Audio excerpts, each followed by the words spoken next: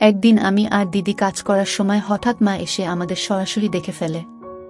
তখন মা বলল, আমার মেয়েকে ছেড়ে দে বাবা, কয়েকদিন পর ওকে বিয়ে দিব, ওর ভবিষ্যৎটা নষ্ট করিস না। বিনিময়ে তুই যা চাইবি আমি তোকে তাই দেব। তখন আমি বললাম, কিন্তু মা, আমি যে ওগুলো ছাড়া একটা দিনও থাকতে পারি না। এতটাই অভ্যস্ত হয়ে গেছি, নেশাগ্রস্ত হয়ে যাবার চেয়ে কোনো অংশে কম না। মা বলল, তুমি পারবে, তোমার সব চাহিদা আমি পূরণ করে দিব। আমার মায়ের নাম পুষ্পরানী, তিনি 2 সন্তানের জননী। আমার নাম রঞ্জন সেন, ইন্টারমিডিয়েট এ পড়ছি, বয়স 19 বছর। আর আমার বড় বোন বিনিতা সেন, বয়স 22 বছর, বেসরকারি একটা বিশ্ববিদ্যালয়ে ফ্যাশন ডিজাইনিং পড়ছে। আমরা বাংলাদেশেরই দিনাজপুরের বাসিন্দা, কিন্তু আমাদের বাসায় আমাদের খুব কমই থাকা হয়। মায়ের ব্যবসা জনিত কারণে অধিকাংশ সময় ঢাকাতেই থাকা হয়। আমার মা একজন ডিভোর্সি নারী। প্রেমের বিয়ে হলেও আজ থেকে 14 বছর আগে আমার বাবা মায়ের ডিভোর্স হয়ে যায়। এর পেছনে আমার বাবারই দোষ বেশি ছিল। তিনি 1996 থেকে দুবাই থাকেন। বাবা বিদেশ যাবার পর থেকে আমাদের খোঁজ খবর নেওয়া বন্ধ করে দেন। পরে আমরা জানতে পারি বাবা দুবাইতে ভারতীয় একজন নারীকে বিয়ে করে নতুন সংসার গড়েছেন। বাবা মায়ের ডিভোর্স হবার পর মা আমাদের 2 ভাই বোনকে নিয়ে বেশ মানসিকভাবে ভেঙে পড়েন। প্রেম করে বিয়ে করার কারণে নানা বাড়ির দিক থেকেও মায়ের সম্পর্ক নষ্ট হয়ে যায়। এমন অবস্থায় সামাজিক ও আর্থিকভাবে নিজের একটা শক্ত অবস্থান গড়ে তোলা আমার মায়ের জন্য বিশাল কঠিন হয়ে দাঁড়ায়। ঠিক এরকম অবস্থায় মায়ের পাশে এসে দাঁড়ায় আমার মায়ের আপন মামাতো ভাই। শুনেছি আমার মায়ের সেই কাজিন মামাতো ভাই ছোটবেলা থেকেই মাকে পছন্দ করতেন, কিন্তু হিন্দু সমাজে কাজিনদের মধ্যে বিবাহ নিয়ম বহির্ভূত হওয়ায় বিষয়টা আর আগায়নি। যাই হোক, মায়ের সেই মামাতো ভাই দিনাজপুরের একজন প্রভাবশালী রাজনৈতিক ব্যক্তি। তিনি আমার মা বাবার ডিভোর্সের পর ওই হেল্পলেস অবস্থায় আমার মাকে ব্যবসা দাঁড় করাতে সাহায্য করেছিলেন এবং আজও মায়ের উপর বটবৃক্ষ মতো ছায়া দিয়ে যাচ্ছেন। বলে রাখি, এখন মায়ের দিনাজপুর ও ঢাকা শহরে মোট 3টি বিউটি পার্লার আছে, একটি বুটিক হাউস আছে, আর পাশাপাশি একটা ট্যুরিজম এজেন্সি আছে। অন্য ব্যবসাগুলোতে মায়ের এতটা শ্রম দিতে হয় না, কিন্তু ট্যুরিজম এজেন্সির ব্যাপারে মাকে সবসময় অ্যাক্টিভ থাকতে হয়। আর মায়ের ট্যুরিজম এজেন্সির বিশেষত্ব হল এখানে হাতে গোনা কয়েকজন দেশি এলিট ক্লায়েন্ট আছে, আর বাকি ক্লায়েন্টের বেশিরভাগই বিদেশি ট্যুরিস্ট ক্লায়েন্ট হিসাবে আসে। এতক্ষণ তো আমি আমার মা ও পরিবারের গল্প শোনালাম, যাতে পাঠক গল্পের প্রেক্ষাপটগুলো ভালোভাবে বুঝতে পারেন। এবার আসি আমার মায়ের নিজের কথায়। আমার মা পুষ্পরানী 42 বছর বয়সী একজন মডার্ন নারী। পা মাথা পর্যন্ত সাদা, 5 ফিট 6 ইঞ্চি লম্বা, দেহের ভাঁজে ভাঁজে বেশ চর্বি জমে গেছে। আগেই বলেছি আমার মা যথেষ্ট মডার্ন নারী। চুলগুলো পিঠ পর্যন্ত কাটা এবং সোনালি রং করা। বাসায় শুধু হাতা কাটা পাতলা সুতি কাপড়ের মেক্সি পরেন সবসময়, যার কারণে সবই আবছা আঁচ করা যায়। মায়ের ট্যুরিস্ট ক্লায়েন্ট হিসাবে যারা আসে তাদের অনেকেরই ঘুরতে এসে নারীর ডিমান্ড করে। সত্যি কথা বলতে মা নিজেই সেই কাজটা করেন। অল্প পরিশ্রমে, ভালো অর্থ আর একেবারে টপ প্রাইভেসি মেইনটেইন করে আমার মা এখন আমার বাবার চেয়েও ধনী। বলা যায় মায়ের ডিভোর্স প্রাপ্ত হবার পর একটা জিদ চেপে গেছিল, যে করেই হোক আমার বাবার চেয়ে সে বেশি সম্পদ অর্জন করবে। আর তারই বাস্তবায়ন এই সমস্ত ব্যবসা, parlour, boutique house, top service.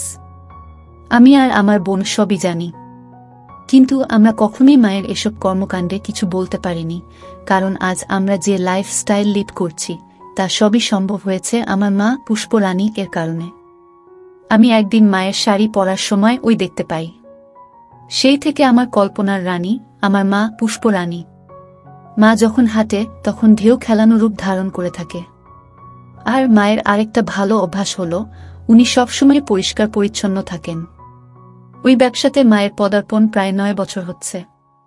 আমি গত 6-7 বছর হলো জানতে পারলেও আমার দিদি আগাগোড়া সবই জানত। যখন আমার মা 3-4 দিনের জন্য বাড়ির বাইরে ট্যুরে যেত ট্যুরিস্টের গাইড হিসেবে, তখন আমার দিদিকে সব জানিয়ে যেত, যেন কোনো সমস্যা না হয় আর নিজেদের মধ্যে ভুল বোঝাবুঝিও না হয়। যাই হোক, এভাবেই চলছিল সবকিছু। গত 2022 সালে একদিন বিকালে আমার এক ক্লোজ ফ্রেন্ড নাবিল আমাকে জরুরিভাবে ঢাকার একটা নামকরা রেস্টুরেন্টে ডেকে পাঠালো। আমিও কারণ জিজ্ঞেস করাতে বলল, এলেই বুঝতে পারবি। আমিও ওর কথা মতো ওর দেয়া ঠিকানাতে পৌঁছে গেলাম।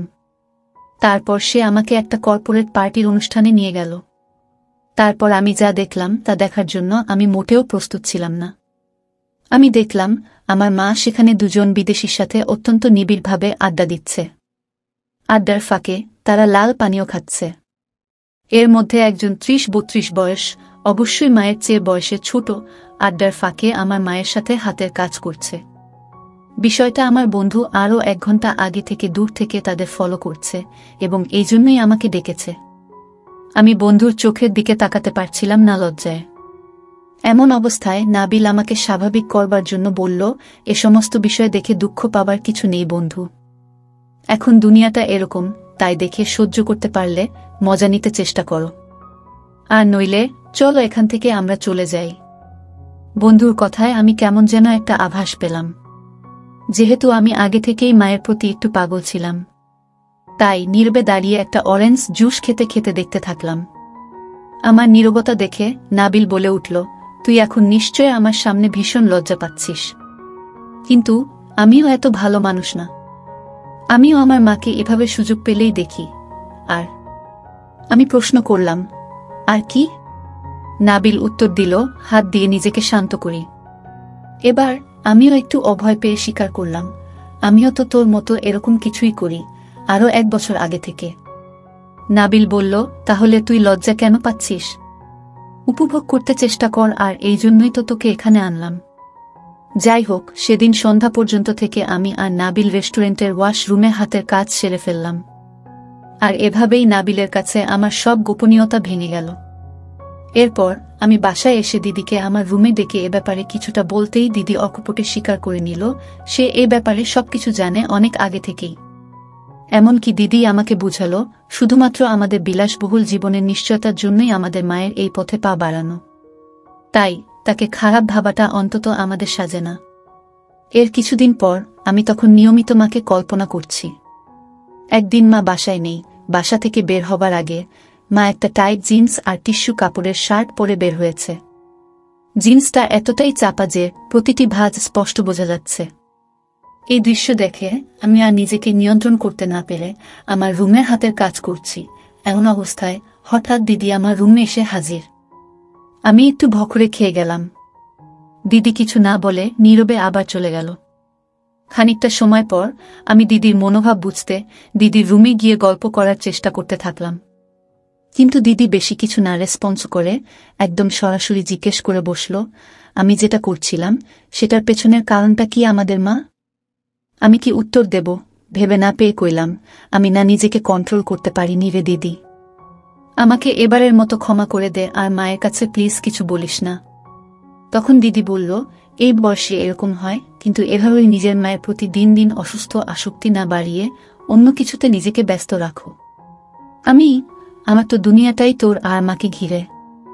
আমি বুঝি এটা ঠিক না, তবুও না করে পারি না। দিদি এবার সরাসরি বলে ফেলল, দেখো, আমাদের জন্যই আমাদের মা আজ এসব করছে, আর সেই আমরাই যদি তাকে অন্যদের মতো মনে করে থাকি, তাহলে এই দুনিয়ায় আমাদের মায়ের মতো দুর্ভাগ্য ও দুঃখ আর কারো নেই। আমি বললাম, আমার যে ইদানিং নারী দেহের স্বাদ পেতে খুবই ইচ্ছা করে, তাহলে আমি কি করব বলো? দিদি অনেকটা কষ্ট ও হতাশা নিয়ে বলল, এতই যদি তোর মায়ের অবয়ব নিয়ে ব্যাকুলতা থাকে, তাহলে আমিও তো মায়ের শরীরেরই তৈরি। তুই আমার সাথে তোর স্বাদ মিটিয়ে নিস, তবুও মায়ের দিকে এই নজরে আর তাকাবি না। কথাটা বলা মাত্রই দিদির চোখ দিয়ে অশ্রু নামতে শুরু করল। আমি বললাম, তুই মায়ের হয়ে আমার শখ মেটাবি? দিদি নির্বিকার চিত্তে চেয়ে মৌনতা পালন করে সম্মতি দিল। আমি দিদিকে বললাম, তাহলে প্লিজ আমাকে সাহায্য করো, আমি তোর সব কথা রাখব। দিদি বলল, ঠিক আছে, কিন্তু ভুলেও যেন মা কোনোদিন টের না পায়। এভাবে টানা ৬ মাস দিদির সাথে ওসব কাজ করে গেলাম। কিন্তু সত্যি বলতে আমার তখনও মায়ের দেহের প্রতি লালসা কাটেনি, যেন আরো দিন দিন বেড়েই চলেছে। কিন্তু আমি দিদিকে কিছু বুঝতে দেই না। মাঝে মাঝে নাবিলের বাসায় গিয়ে দুজন ধোয়া সেবন করে আমার মাকে কল্পনা করে দুজন একসাথে ইচ্ছা পূরণ করতাম। যাই হোক, একদিন সন্ধ্যা রাতে মায়ের পার্টি আছে বলে মা বলে গেলেন, আজ রাতে মা ফিরবেন না, ভোরে বাসায় ফিরবেন। আমি আর দিদি সেই রাতে সদ্ব্যবহার করতে শুরু করলাম, কিন্তু বিধির কি লীলা খেলা। আচমকাই রাত 11টা নাগাদ বাড়ি ফিরে কলিং বেল না দিয়েই এক্সট্রা চাবি দিয়ে দরজা খুলে দেখেন আমি আর দিদি একেবারে ওই অবস্থায় ড্রয়িং রুমে টিভি দেখছি। এই অবস্থা দেখে মায়ের যেন নাবিল ভেঙে পড়ল। তিনি কোনো কথা না বলে দ্রুত পায়ে তার রুমে চলে গেল, আর রুমের দরজা সারা রাতেও খুললেন না। আমি আর দিদি রাতভর মায়ের দরজাতে বারবার কড়া নাড়তে নাড়তে ভোরবেলা মা দরজা খুলেন এবং শুধু দিদিকে ভেতরে ডাকলেন। সম্ভবত কিছু প্রশ্ন করলেন দিদিকে। এরপর দিদি কাঁদো কাঁদো নয়নে রুম থেকে বেরিয়ে আসতেই মা আমাকে ডাকলেন। আমি ভীষণ নার্ভাস হয়ে পড়েছিলাম, কিন্তু মায়ের দৈহিক গঠন উপেক্ষা করা আমার জন্য অসম্ভব হয়েছিল, কারণ তখন মা শুধু একটা পিঙ্ক রঙের পাতলা মেক্সি পরিহিত। মা আর আমার কথোপকথন ঠিক এরকম ছিল। মা, রঞ্জন, তুই ভাই হয়ে বোনের সাথে এসব কিভাবে করতে পারলি? মা, আমাকে ক্ষমা করে দাও। আমি ভুল করেছি মা। ভুল করেছ নাকি কর নাই সেটা পরের কথা, কিন্তু আমার প্রশ্নটা হলো, পৃথিবীতে কি আর কোনো নারী ছিল না? মা, আসলে আমি এরকম কিছুই করতে চাইনি, কিন্তু আমার একজনকে ভালো লাগতো, আর তার সাথে দিদির অনেক মিল। তো আমার পছন্দের মানুষের সাথে এটা কখনো সম্ভব হতো না, বিধায় আমি দিদির মাঝে তাকে খুঁজে নিতে চেষ্টা করেছিলাম। আর এটাই আমার ভুল ছিল। মা, কে সেই ব্যক্তি যার জন্য তোমার দিদির মাঝে তাকে খুঁজে নিতে হলো? চুপ করে থেকো না, আমি উত্তর চাই, নইলে আমি এই বাড়ি ছেড়ে আজীবনের জন্য চলে যাব। আমি বলতে পারবো না তোমাকে। মা, একবারও ভেবে দেখোনি তোমার দিদিকে নিয়ে আমার কত স্বপ্ন? ওর একটা ভবিষ্যৎ আছে, ওর বাকিটা জীবন পড়ে আছে। ওকে নিয়ে আমি কত স্বপ্ন দেখেছিলাম, একটা ভালো পরিবারে বিয়ে দেব, ওর জীবনটা গুছিয়ে দেব। তোমাদের এসব কর্মকাণ্ড বাইরের মানুষ জানতে পারলে বিষ খেয়ে মরা ছাড়া আমার আর কোনো উপায় থাকবে না। মা, আমি উত্তর চাই। রঞ্জন, আমাকে উত্তর দাও। মা, আমাকে ক্ষমা করো, আমি আসলে তোমাকে ওর মাঝে খুঁজে নিতে চেয়েছিলাম। মা, মানে? তোমার রূপসাজসজ্জা আমাকে বিমোহিত করে ফেলেছিল, যার প্রভাব দিদি টের পেয়ে নিজেকে আমার কাছে সঁপে দিয়েছে। তবুও যেন আমি এই পথে আর পা না বাড়াই। দিদির কোনো দোষ নেই মা, দোষ সব আমার। মা, কি তুমি আমার ছেলে রঞ্জন, তুমি কি বলছো বুঝতেছ? তুমি আমাকে আর 5টা মেয়ের সাথে ঘুলিয়ে ফেলেছ। আমি না তোমার জন্মদাত্রী মা। আমাকেও তুমি এই দৃষ্টিতে দেখো। আমার ভুল হয়ে গেছে। মা, এবার ভগবানের দয়ায় নিজের বোনের ভবিষ্যতের কথা ভেবে এগুলো বন্ধ করো, নইলে ওকে বিয়ে দেয়া মুশকিল হয়ে যাবে। তাহলে আমি এই অভ্যাস ত্যাগ করব কি করে? মা, তুমি বলে দাও। মা, কতদিন ধরে এইসব কাজ করে চলেছ তোমরা? প্রায় 6-7 মাস। মা, তুমি যে ওকে প্রেগতে করে দাওনি, এটাই কপাল। না মা, আমরা কোনোদিন কাউকে বুঝতে দিতাম না। মা, আমার দিব্যি কেটে বলো তো রঞ্জন, তুমি কি আমাকে আর আমার মেয়েকে তোমার ওই কুদৃষ্টি থেকে মুক্তি দিতে পারবে? আমি একেবারেই নিশ্চুপ। মা, জীবনে আর কি কি পরীক্ষা দিতে হবে আমাকে কে জানে? আমি যদি আমার মেয়ের সতীর্থ ভিক্ষা চাই তোমার কাছে, তুমি কি এটুকু দয়া করতে পারবে আমাদের? কিন্তু মা, আমি যে ওগুলো ছাড়া একটা দিনও থাকতে পারি না। এতটাই অভ্যস্ত হয়ে গেছি, নেশাগ্রস্ত হয়ে যাবার চেয়ে কোনো অংশে কম না। মা, আমার মেয়েকে ছেড়ে দে বাবা, ওর ভবিষ্যৎটা নষ্ট করিস না। বিনিময়ে যা চাইবি আমি তোকে তাই দেব। একটু ভয় নিয়ে বললাম, যদি আমি তোমাকে চাই, এর বিনিময়ে? মা, তুমি পারবে তোমার চাহিদা আমার সাথে পূরণ করতে? আর এতে কি আমার মেয়েটা তোমার থেকে নিস্তার পাবে? আমি চুপ করে দাঁড়িয়ে মায়ের মাথা থেকে পা দেখতে থাকলাম, আর মনের অজান্তেই হাসুচোখ ভঙ্গি দিয়ে ফেললাম। মা অনেকটা ঘৃণা ও অবজ্ঞার সাথে এগিয়ে গিয়ে দরজার লকটা লাগিয়ে দিয়ে আমার দিকে ঘুরে বললেন, কথা দাও, আমি এখন যা যা বলবো তুমি অক্ষরে অক্ষরে তা মেনে নিবে? বলো মা, আমি মেনে নিব। মা, এই যে এতক্ষণ আমি তোমাকে এতগুলো কথা বললাম, তা শুনেছ কিনা জানি না, কিন্তু তোমার মনোযোগ যে আমার দিকে, এটা সত্য। আমি আবারও চুপচাপ মাথা নিচু করে দাঁড়িয়ে থাকলাম। এবার মা আরো কড়া গলায় বলে উঠলেন, কি করতে চাও তুমি আমার সাথে? বয়স্ক ছেলে মেয়ে যা করে। মা এবার একটু গম্ভীর কণ্ঠে বলে উঠলেন, চালাও তোমার পশুত্ব, তোমার মায়ের সাথে যা ইচ্ছে করো, কিন্তু আমার মেয়ের দিকে আর কোনোদিন চোখ তুলে তাকাতে পারবে না। আর যদি তা না মানো, আমি তোমাকে দিব্যি দিয়ে বলছি, আমি নিজেকে নিজে শেষ করব, আর তার জন্য দায়ী থাকবে তুমি। মায়ের চোখের দিকে তাকিয়ে বুঝলাম প্রথমে রাগ নিয়ে সূত্রপাত হলেও তিনি একটু লজ্জা পাচ্ছেন। এরপর আমি আর কোনো কিছু না ভেবে মায়ের দিকে মনোনিবেশ করলাম। আমি 2 পা এগুতেই দরজার ওপাশ থেকে আমার দিদি হাউমাউ করে কাঁদতে কাঁদতে ঘরে ঢুকে পড়ল। দিদি বারবার অনুনয় করে আমাকে আর মাকে বলছে, সব দোষ আমার মা, আমার জন্য তুমি এত বড় ভুল করো না। তারপর দিদি আমাকে জড়িয়ে ধরে কাঁদতে কাঁদতে বলতে থাকল, ভাই প্লিজ, তোর যা ইচ্ছে আমার সাথে করো, তবুও মায়ের সাথে এমন কিছু করিস না। এদিকে আমি দিদিকে বললাম, না দিদি, আমি মাকে কথা দিয়েছি আমি তোর দিকে আর চোখ তুলেও তাকাবো না। মনে মনে আমি ভাবছি, আজকের এই সুযোগ আমার কোনোভাবেই হাতছাড়া করা যাবে না। দিদি তখনও ঘটনাস্থলে দাঁড়িয়ে কেঁদে চলেছে। এক পর্যায়ে মা নিজেই দিদিকে উদ্দেশ্য করে বলে উঠলেন, উফ, এত ভোরবেলা আশেপাশের এলাকার মানুষ জড়ো করবি নাকি? নিজের অপরাধের জন্য যদি এতই অনুতপ্ত বোধ হয়, তাহলে তুই তোর রুমে গিয়ে যা খুশি করো। সাথে সাথে আমার মাথায় একটা দুষ্টু বুদ্ধি খেলে গেল। যেহেতু দিদি আর আমার মাঝে গোপন কিছুই নেই, আর আমাদের মায়েরও দিদির সামনে কোনো রকম ইতস্তত বোধ দেখছি না, তাহলে দিদিকে আমাদের কর্মকাণ্ডের সাক্ষী বানিয়ে নেই। তাই আমি মাকে বললাম, মা, ভুলেও এখন দিদিকে একা ঘরে পাঠিও না, হঠাৎ যদি আত্মঘাতী কোনো ঘটনা ঘটিয়ে ফেলে। এটা শুনে সাথে সাথে দিদিকে উদ্দেশ্য করে মায়ের আদেশ, না খুকি, তুই কোথাও যেতে পারবি না। তুই এখন যা যা ঘটবে তা পুরোটা বসে দেখবি। নিজের ভাইয়ের সাথে পাপাচার করতে পেরেছ, তার প্রায়শ্চিত্ত করতে পারবে না, তা তো হবে না। এই কথা শুনে দিদি হতভাগা মায়ের রুমের সোফাতে চুপচাপ বসে সবকিছু অবলোকন করতে থাকল। মা যেন আমার প্রতিটি পদক্ষেপ সম্পর্কে আগে থেকেই অবগত।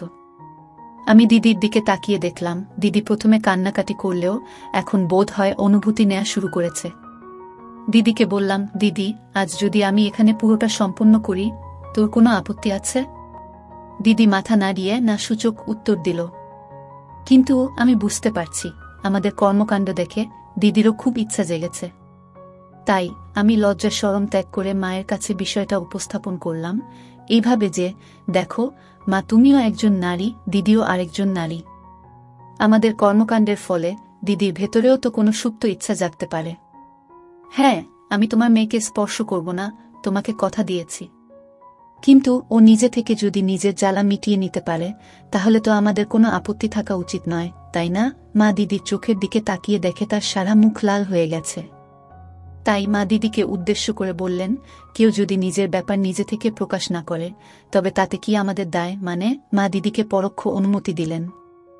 আবারও বুঝলাম মা এরকম বিষয়টাগুলোতে অভ্যস্ত হওয়ায় তেমন কিছুই মনে করল না, শুধু একটু খোঁচা মেরে বলল, এই তাহলে বীর পুরুষের দম। এবার মা দিদির দিকে তাকিয়ে তার ছেলের সাথে বলল, এই মরদ নিয়ে আবার জ্বালা মেটাতে এত ব্যাকুলতা। কথাটা শুনে দিদি বরাবরের মতো সোফাতে নির্বিকার চিত্তে নিতিয়ে থাকলেও আমার খুবই আত্মসম্মানবোধে লাগল। যাই হোক, সেই ভোরবেলা থেকে শুরু হওয়া আমাদের 3 জনের মানবিমান মায়াকান্না অবশেষে লীলা খেলার প্রাথমিক প্রবর্তনা রূপে সকাল 9টার দিকে শেষ হল। সেদিন সকাল 9টায় কাজ শেষ করে আমরা ক্লান্ত হয়ে ওভাবেই ঘুমিয়ে গেলাম। আমার ঘুম ভাঙল ঠিক দুপুর 2টায়। ঘুম ভেঙে দেখি দিদি স্নান করতে গেছে, আর আমার মা রান্নাঘরে কাজ করছেন। মা একটু মোটা স্বরে বলে উঠলেন, অনেক হয়েছে তামাশা, এবার স্নান করে খেয়ে আমাকে উদ্ধার কর। আমি, কেন মা, কোনো কাজ আছে নাকি? মা, বিকালে একটু তোর মামার অফিসে যেতে হবে। আজ তো তোর মামার জন্মদিন। আমি, শুধু কি তোমারই যাবার কথা নাকি অন্যদেরও যাবার কথা আছে? মা, কেন, তুই যাবি? চল না, তোর মামা কতবার করে তোকে আর তোর দিদিকে নিয়ে যেতে বলে। আমি, দিদিকে বলে দেখো, ও যদি না যায় তাহলে আর কি করার, আমি না হয় বডিগার্ড হিসেবে যাব তোমার সাথে। মা, শোন না, তোর মামা তো তোর দিদির জন্য একটা পাত্রের প্রস্তাব নিয়ে এসেছে। আমাকে এখনো পুরোটা জানায়নি, কিন্তু বলেছে পাত্রটা সব দিক থেকে ভালো, কিন্তু সমস্যা একটাই, বয়সটা একটু বেশি। আমি, যার জন্য পাত্র দেখছ তাকে জিজ্ঞেস করেই দেখো, তার মতামত কি। আমি জানি আমার দিদি আমার বন্ধু নাবিলকে মনে মনে পছন্দ করে। নাবিলও দিদিকে বেশ পছন্দ করে। টুকটাক প্রাথমিক পর্যায়ের প্রেমও চলছে ওদের মাঝে। যদিও নাবিল আর আমি সমবয়সী, তার মানে নাবিল দিদির চেয়ে 3 বছরের ছোট। নাবিলের পরিবার যথেষ্ট অভিজাত হলেও শুধুমাত্র বয়সের কারণে বিষয়টা আলোর দিশে পাচ্ছে না। মা, তোর দিদি তো কিছু বলে না? তুই একটু দেখ না, দিদি তোর দিদির আসলে মতিগতি কি? আমি ঠিক আছে মা, আমি যদি কোনো পাত্রের সম্বন্ধ নিয়ে আসি আর দিদি যদি তাতে রাজি থাকে তাহলে তোমার কি আপত্তি থাকবে? মা দেখো, তোর দিদি যদি রাজি থাকে আর পাত্রের পরিবার ভালো হয় তাহলে আমার কেন আপত্তি থাকবে? এই বলে আমার স্নান করতে চলে গেল। এই ফাঁকে আমি নাবিলকে ফোন দিয়ে বললাম 1 ঘন্টার মধ্যে জরুরিভাবে দেখা করতে। 1 ঘন্টা পর নাবিল আসলো। নাবিলকে নিয়ে আমি আমাদের ছাদে গেলাম। ছাদে গিয়েই নাবিল আমার মায়ের রোদে মেলে দেয়া ছোট কাপড়ের দিকে নজর দেয়া শুরু করে দিল। আমি শোনো, তোকে খুব সিরিয়াস বিষয় নিয়ে কথা বলার জন্য ডেকেছি। নাবিল, কিরে মাসিমাকে লাইনে আনতে পেরেছিস নাকি? আমি সেটা পরের কথা, আগে বলতো দিদি আর তোর ব্যাপারটা কতটা সিরিয়াস? তোরা কি একে অন্যকে বিয়ে করার ব্যাপারে প্রতিশ্রুতিবদ্ধ? নাবিল, দেখ রঞ্জন, তোকে তো লুকানোর কিছু নেই। তুই তো জানিস আমি তোর মায়ের জন্য মরতেও পারি। সম্ভব হলে তোর বোনকে আর তোর মাকে একসাথে বিয়ে করতাম। তুই যদি তোর বাসায় আজকালের মধ্যে ম্যানেজ করে আমার বোনকে বিয়ে করতে পারিস তাহলে আমি তোকে কথা দিচ্ছি আমার ঘরের সব তোর সামনে খুলে দেবার দায়িত্ব আমার। নাবিল, সব মানে? মাসিমাও আমি ধরে নে তাই, তবে ধৈর্য রাখতে হবে। নাবিল, তুই তো জানিস আমার বাড়িতে আমার বাবা ছাড়া কেউই নেই, আর বাবাও মেরিন ইঞ্জিনিয়ার, বছরে 3-4 মাসের জন্য ছুটি পায়। তাই এসব ব্যাপারে আমার মতামতই ফাইনাল। কিন্তু আমার আর তোর দিদির যে বয়সের পার্থক্য, এটা তুই তোর বাসায় ম্যানেজ করতে পারবি কি? আমি সেটা আমার উপর ছেড়ে দে। এই বলে নাবিল আর আমার আলাপচারিতা শেষ করে বাসায় ঢুকে দেখি আমার মা তার প্রেমিকের বার্থডেতে যাবে বলে সেজেগুজে বসে আছে। মা, তোমাকে তো হেভি সুন্দরী লাগছে। সুন্দরী শব্দটা আসলে এখানে মানাচ্ছে না, অন্য কিছু হবে। মা, সুন্দরী শব্দটা মানাচ্ছে না, তাহলে কোন শব্দটা মানাবে শুনি? ওই শব্দটা এখানে সবচেয়ে বেশি ভালো মানাবে মা। তোর যেমন পারফরম্যান্স তাতে সুন্দরী শব্দটা তোর মুখে মানায়। আজ ভোরের বিষয়টা ইঙ্গিত করে। তোমার কাজিনের ওখানে তুমি আর দিদিই তো যাচ্ছ নাকি? মা, তোর দিদির নাকি পিরিয়ড হয়েছে, তাই তোকেই যেতে হবে আমার সাথে। ঠিক আছে, কি আর করার, চলো তাহলে গাড়িতে উঠে। আমি মাকে বললাম দিদির নাকি বয়স্ক ছেলে বিয়ের জন্য পছন্দ নয়। দিদি চায় তার জামাই তার চেয়ে 2-3 বছরের ছোট হোক, এতে নাকি অনেক লম্বা সময় ধরে তারা উপভোগ করতে পারবে, আর ছেলেটার উপরেও দিদির একটা ডমিনেন্সি বজায় থাকবে। আসলে দিদির সাথে নতুন করে এই বিষয়ে আমার কোনো কথাই বলার প্রয়োজন হয়নি, কারণ আমি দিদি নাবিলের প্রেমের বিষয়টা একেবারে শুরু থেকেই জানি। মা, তা না হয় ওর কথা মানলাম, কিন্তু এরকম বয়সের পার্থক্য এবং ভালো ফ্যামিলির ছেলে কোথায় পাবো? মা, তুমি অভয় দিলে আমি একজনের কথা বলতে পারি। মা, বল দেখি। আমার বন্ধু নাবিলকে তো চেনো, ওর পরিবারের ব্যাপারেও আমাদের নতুন করে জানবার মতো কিছু কি আছে? আর দিদিও দেখেছি নাবিলকে বেশ পছন্দ করে। মা, কিন্তু নাবিলের বাবা কি মানবে? তোমার দিক থেকে কোনো আপত্তি না থাকলে আমি বিষয়টা নিয়ে সিরিয়াসলি খোঁজ নিয়ে দেখতে পারি। এরপর কেটে গেল 1 মাস। সেই 1 মাসে আমার মা পুষ্প সেন মাত্র 7 দিন বাড়িতে ছিল। বাকি দিনগুলো 2জন জাপানিজ ক্লায়েন্ট এর সাথে কাটিয়ে বেশ ভালো টাকা কামিয়ে এনেছেন। আজ নাবিল ও দিদির বিয়ে হলো। দুজনেই বেশ খুশি। নাবিল একটু বেশি খুশি, যেটা আমি শুধু জানি। আজ দিদি আর নাবিলের ফুলশয্যার রাত। এই সুযোগে আমিও মায়ের কাছে দাবি করেছি, দেখো মা, আমি আমার কথা রেখেছি। তোমার মেয়ের বিয়ের চিন্তাও তোমার আর নেই। এবার আমাকে তোমার সবটুকু মধু খেতে দিতে হবে। মা, তাই বলে মেয়ের ফুলশয্যার রাতেই মা ছেলের ফুলশয্যা হবে? জামাই বাবা যদি কিছু টের পেয়ে যায়, ওরা ওদের কাজ নিয়েই মশগুল থাকবে নাকি? তোমার আমার ঘরে আড়ি পেতে বসে থাকবে? মা, আচ্ছা ঠিক আছে, রাতে তুই আমার ঘরে ঘুমাবি তাহলে। শুধু এটুকুতে হবে না। তুমি তোমার কায়েনদের জন্য যেভাবে সাজসজ্জা করো, আজ তুমি আমার জন্য একইভাবে প্রস্তুত হয়ে থাকবে। এটা তোমাকে মানতেই হবে মা। হায় ভগবান!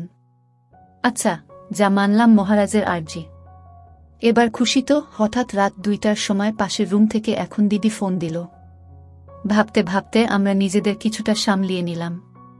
তারপর ফোন কল ব্যাক করতেই আরেক কাহিনীর সূত্রপাত। ফোনের ওপাশ থেকে দিদির কান্না শুনে বুঝলাম কিছু একটা ঘটেছে। আমরা রুম থেকে বেরিয়ে দিদি রুমের সামনে যেতেই দেখি দিদি দরজায় দাঁড়িয়ে কাঁদছে। তারপর দিদি কাঁদতে কাঁদতে মায়ের কাছে অকপটে তার স্বামীর সাথে কথা বলতে রুমে যেতে বলল। মা ওই অবস্থাতেই নাবিলের কাছে গিয়ে কি ব্যাপার, কি হয়েছে টাইপ কিছু প্রশ্ন করতেই নাবিল আমাকে ডাক দিল। আমি রুমে ঢুকতেই নাবিল রুমের দরজাটা লাগিয়ে দিল। তারপর আমাকে সামনে রেখে নাবিল তার পুরো মনোবাসনা মায়ের কাছে খুলে বলল। সাথে এটাও বলে দিল, দেখুন মা, আপনার ছেলে আমার সবচেয়ে প্রিয় বন্ধু, আর তাই ওকে আমি সবকিছুই শেয়ার করি, ঠিক রঞ্জনও আমায় সবকিছু শেয়ার করে। আপনি যেন ভাববেন না আপনার ছেলের সামনে আপনি মুখ দেখাবেন কি করে। এরপর মা 2 মিনিট শান্ত থেকে আমাকে থমথমে গলায় বললেন, রঞ্জন, রুমের দরজাটা লাগিয়ে তোর দিদির সাথে বসে কথা বল। আমি 30 মিনিট পর আসছি। আমিও এর সাথে সাথে রুম থেকে বের হয়ে মৃদু হাসি দিয়ে মনে মনে বললাম, সাবাস নাবিল। এরপর আমি দিদির সাথে বসে আড্ডা দিচ্ছি আর লাল পানি খাচ্ছি। দিদি বিয়ের আগে থেকেই জানত নাবিল কি চায়, তাই নাবিলের প্ল্যান অনুযায়ী মিথ্যে অভিনয় করে এভাবে নাবিলকেও মায়ের নিতে সাহায্য করে দিল। 1.5 ঘন্টা পর মা দিদির বাসর ঘর থেকে নিজের ঘরের বাথরুমে চলে গেল স্নান করতে।